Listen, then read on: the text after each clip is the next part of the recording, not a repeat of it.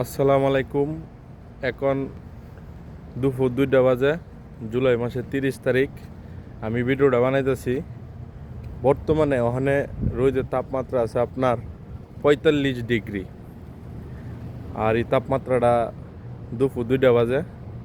অবশ্যই প্রবাসী ভাইদের জন্য দোয়া করবেন। যারা সৌদি আরব বাইরে কাজ করে তারা অনেক কষ্টের মধ্যে মানে এই তাপমাত্রা সহ্য করানো লাগে, কারণ কাজ তো নিয়মিত করতে হইব। দুপুর 2টা বাজে, 45 ডিগ্রি তাপমাত্রা। তো অবশ্যই আপনারা বুঝতে পারতেছেন।